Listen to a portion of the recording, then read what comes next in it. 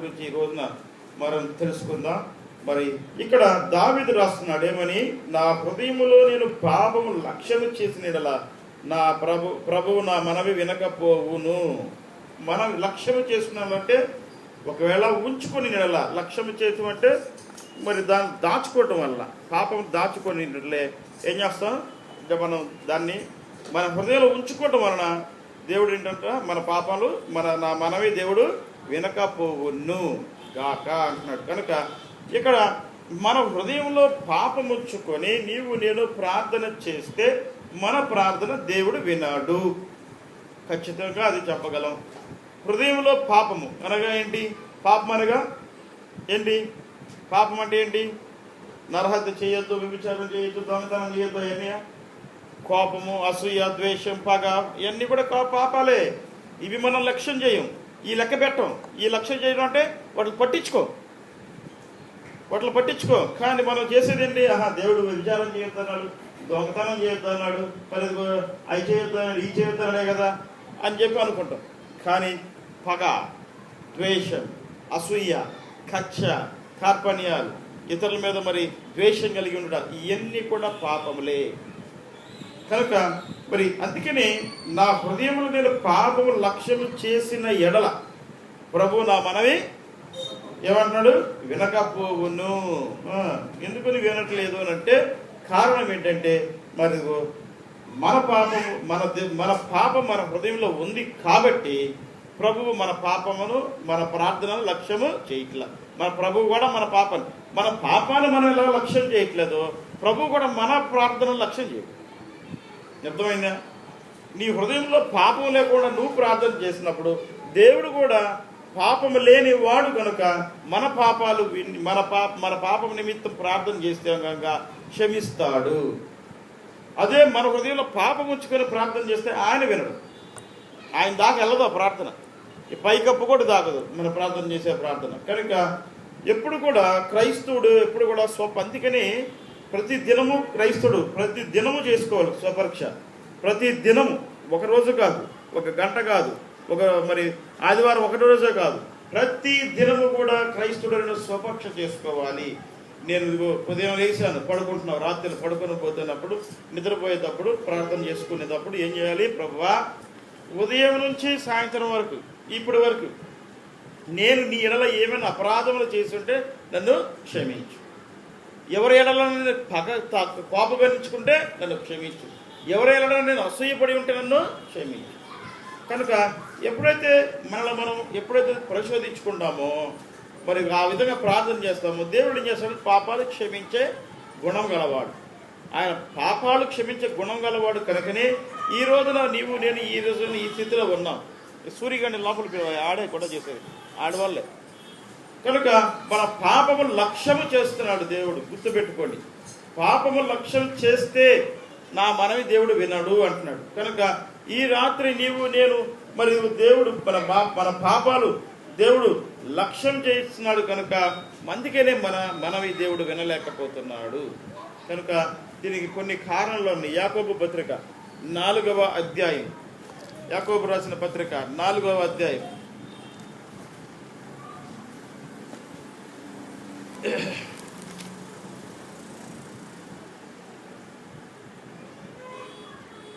3వ వాక్యం చదువుతాం.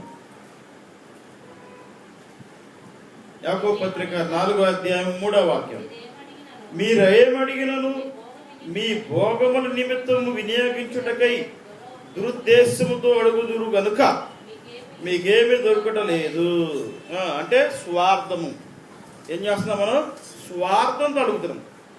ఇక్కడ ఏమంటున్నాడు దేవుడు? మీరు అడిగినను మీ భోగముల నిమిత్తము వినియోగించుకొనుటకై, అంటే మన భోగాలు, మన సుఖభోగాలు మనం అనుభవించడానికే మనం అడుగుతున్నాం. కనుక దురుద్దేశంతో అడుగుతురు కనుక మీకు ఏమీ దొరకటలేదు.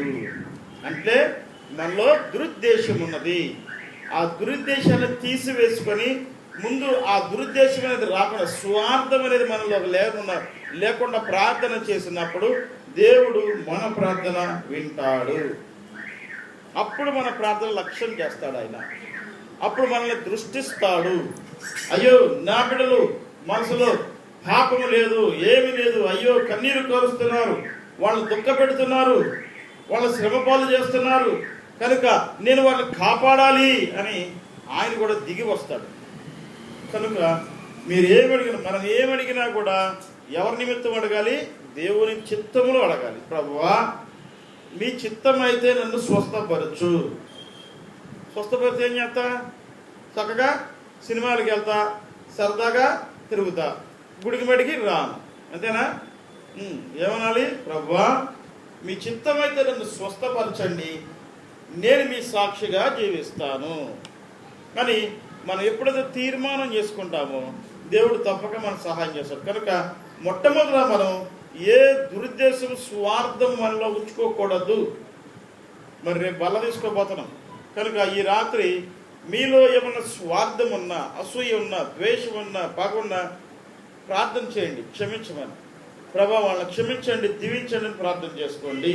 కనుక ఇక్కడ అందుకనే మీరు అడిగినను మీ భోగల నిమిత్తం అడుగుతున్నారు కనుక, దురుద్దేశంతో అడుగుతున్నారు కనుక మీకు ఏమీ దొరకట్లేదు. ఎందుకు దొరకట్లేదు అంటే దురుద్దేశంతో అడుగుతున్నాం కనుక. ఏ ఉద్దేశంతో అడగాలి? ప్రభువా, మీరు కానీ నాకు అది ఇస్తే మీ మహిమ కొరకే నేను వాడుకుంటాను. దేవుడు ఎప్పుడు కోరుకునేది మహిమ. ఆయనకి మహిమ తేవాలి. వాహనం ఇచ్చావు, ఆ వాహనాన్ని నేను ఇదిగో ప్రభువా నీ మహిమ కొరకు వాడతాను. నువ్వు ఒక వస్తువు ఇచ్చావు, ఆ వస్తువును నీ మహిమ కొరకు వాడుతాను అని చెప్పి ఎప్పుడు కూడా దేవుని మహిమ. అందుకనే ఆయన చిత్తంలో మనం అడగాలి. మీ చిత్తమైతే నాకు దయచేయండి ప్రభువా, నేను కావాలని ఆశపడుతున్నాను, మీ చిత్తమైతేనే నాకు దయచేయి ప్రభా అని ఎప్పుడైతే మనము ప్రార్థన చేసి అడుగుతామో దేవుడు తప్పక మనకు దయచేస్తాడు. అందుకని అడుగుతున్నాడు ఇక్కడ, మీరు అడిగినను మీ భోగాల నిమిత్తం అడుగుతున్నారు. మన సుఖభోగాల నిమిత్తం మనం అడుగుతున్నాం కనుక దేవుడు మనకు సహాయం చేయట్లేదు. అందుకని స్వార్థము, అది స్వార్థంతో ఎప్పుడు అడగకూడదు. కనుక దేవుడి దగ్గరకు వచ్చినప్పుడు మనం ఏం చేయాలి? దీనత్వం కలిగి, దీనురాలుగా మన గర్వమును, అహంకారాన్ని, మనకి ఏమున్నా సరే అట్లన్నిటిని విడిచిపెట్టేసి దేవుని సన్నిధిలో దీనుడుగా, దీనురాలుగా, నలిగిన హృదయంతో నేను ప్రార్థన చేసినప్పుడు నలిగిన హృదయం, నలిగిన హృదయం ఆయనకి ఇష్టం కనుక, అది ఇష్టమైన బలి కనుక ఆయన ఏం చేస్తాడు? సహాయం చేస్తాడు. లేకపోతే సహాయం చెయ్యడు. నీ హృదయంలో పాపం ఉంచుకుంటే ఆయన సహాయం చేయడు. నీ హృదయంలో పాపం ఉంచుకుంటే పాపం అనగా పగ, కోపం, అసూయ, ద్వేషం, ఇవి క్రైస్తవుడి జీవితంలో నిత్యము, క్రైస్తవుడే కాదు ప్రతి మనిషి జీవితంలో నిత్యం జరిగేది. అది ప్రతిరోజు జరిగేదే కదా. ప్రతిరోజు ఎవరొకరి మీద పోటాడతామా? పోటాడకపోయినా ఏదో అసూయ పడతామా? కోపగించుకుంటామా? మరి ఇవన్నీ మనకు ఉండకూడదు కదా.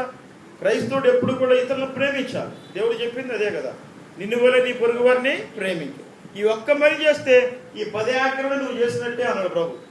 చూడండి దాంట్లో ఎంత మర్మము ఇమిడి ఉన్నదో గ్రహించండి ఒక్కసారి. నీ పొరుగు వారిని నీ ప్రేమిస్తా అంటే నీ పగవారిని నువ్వు ప్రేమిస్తే ఇదిగో ఈ 10 ఆజ్ఞలన్నీ నువ్వు నెరవేర్చినట్టే. 10 ఆజ్ఞలన్నీ నువ్వు నెరవేర్చినట్టు అన్నాడు. అంటే ఎంత మర్మము దాంట్లో దాగిందో చూడండి. నిన్ను వలె నీ పొరుగు వారిని ప్రేమించు. అందుకని యేసు ప్రభు కూడా ఆయన హింసిస్తుంటే ఏం ప్రార్థన చేశాడు? తండ్రి, వీరేం చూస్తున్నాడు, వీరెవరు కనుక వీరిని. అదే ప్రార్థన ఇందాక మనం పాడాం, ప్రార్థన పావనుడా ప్రార్థన మాకు నేర్పయ్యా అని పాడాం కదా. ఆ పాటలో ఏముంది?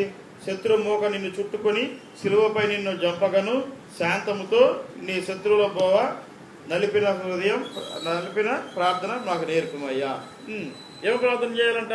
ఇదిగో శాంతముతో శత్రుమోక నిన్ను చుట్టుకొని సిలువపై నిన్ను చంపగను. అయ్యా, సిలువ మీద నిన్ను చంపినా సరే నీవేం చేస్తున్నావు? శాంతముతో నీ శత్రువులు బ్రోవగా, శాంతముతో ప్రభువా తండ్రి ఈ శత్రువులు నిన్ను క్షమించయ్యా అని నువ్వు ఎలాగైతే ప్రార్థన చేశావో ఆ రీతిగా నాకు కూడా ప్రార్థన నేర్పయ్యా అని ప్రార్థన చేస్తున్నాడు. ప్రార్థన నేర్పమంటున్నాడు. అందుకని ప్రార్థన వినేడి పావనుడా ప్రార్థన మాకు నేర్పుమయా, ప్రార్థన వినేడి పావనుడా ప్రార్థన మాకు నేర్పుమయా. మొట్టమొదటి ఏం చేయాలి? మనం మన హృదయంలో పాపం ఉంటే దేవుడు మన ప్రార్థన వినడు. తర్వాత రెండోది, మన హృదయంలో స్వార్థము, మన కొరకు మనం అడుక్కుంటే అది స్వార్థము, అది ఉంటే దేవుడు ప్రార్థన వినడు. మూడోది విగ్రహాలు. హెజ్కియేలు గ్రంథము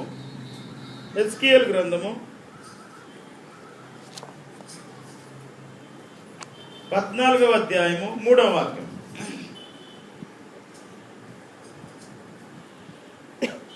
హెజ్కియేలు గ్రంథము 14వ అధ్యాయము 3వ వాక్యం. నరపుత్రుడా, ఈ మనుషులు తమ హృదయములలో విగ్రహములనే నిలుపుకుని దోషం పుట్టించు అభ్యంతరమును తమ ఎదుటనే పెట్టుకొని ఉన్నారు. వీరు నా ఎదుట ఏమైనా విచారణ చేయదగునా? ఏమంటున్నాడు ఇక్కడ ప్రభు? నరపుత్రుడా, ఈ మనుషులు తమ హృదయంలో విగ్రహములనే నిలుపుకొని దోషము పుట్టించు అభ్యంతరములు తమ ఎదుటనే పెట్టుకొని ఉన్నారు. ఏం చేస్తున్నా? దోషములు కలిగే విగ్రహాలు, అభ్యంతరకరమైన పనులు, అభ్యంతరకరమైన విగ్రహాలు మనం పెట్టుకొని ఉంటున్నామంట. దేవునికి అభ్యంతరకరమైన ఏదైనా సరే అది విగ్రహమే.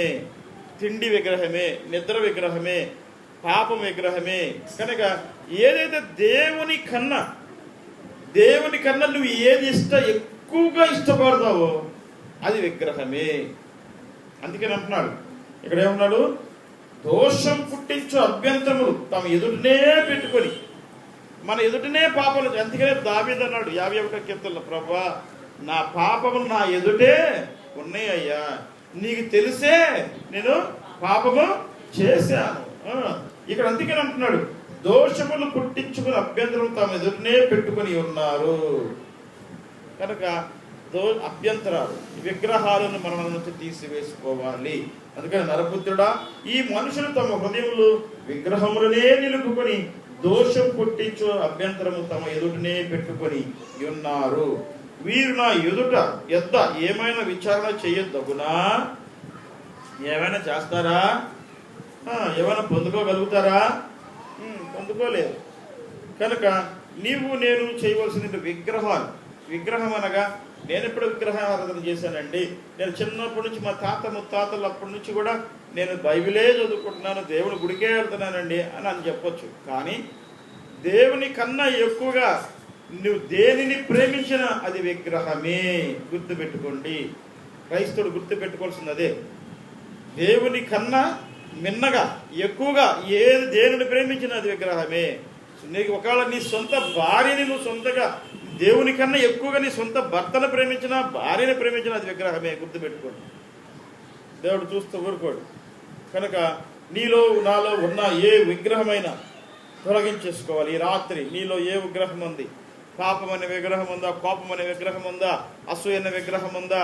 మరి దొంగతనమైన విగ్రహం ఉందా? అబద్ధాలు చెప్పే విగ్రహం ఉందా?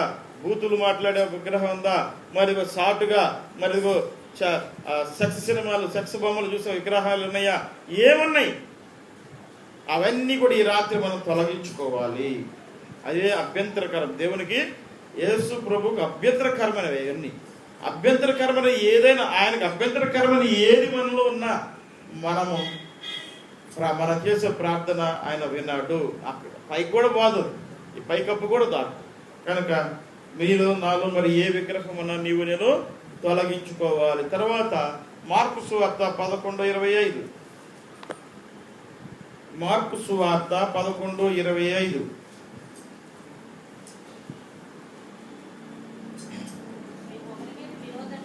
మీకు ఒకని మీద విరోధం ఏమైనాను కలిగి ఉన్న ఎడల మీరు నిలవబడి ప్రార్థన చేయనప్పుడల్లా వాని క్షమించు. అప్పుడు పరలోకమందున మీ తండ్రి మీ పాపములు, ఎప్పుడు మన పాపాలు క్షమించబడతాయి? నీవు ఎదుటివాని పాపాలు క్షమిస్తే నీ పాపాలు క్షమించబడతాయి. నేను నా శ్రమలు కలిగి బాధల్లో చేదల్లో మరి ఉన్నప్పుడు నేను ఎప్పుడు కూడా అదంతా అయిపోయిన తర్వాత, ప్రభువా ఈ శ్రమల వల్ల నేను నీ దగ్గరికి వచ్చాను కనుక వాళ్ళని క్షమించాయని ప్రార్థన చేసేవాడు. ఎవరైతే నాకు శ్రమలు కలిగించారో, ఎవరైతే కష్టాలు కలిగించారో నేనేం చేసేవాడినంటే, ప్రభువా ప్రతిదారి కూడా ప్రార్థన చేయనప్పుడల్లా వాళ్ళ కోసం, ప్రభువా వాళ్ళ వల్లే కదా ఈరోజు నేను ఈ స్థితిలో ఉన్నాను, వాళ్ళ ఆ శ్రమలు పెట్టకపోయి ఉంటే నేను కూడా ఎప్పుడు నశించిపోయి ఉండేవాడిని. కనుక వాళ్ళని క్షమించు, దీవించు, ఆశీర్వదించని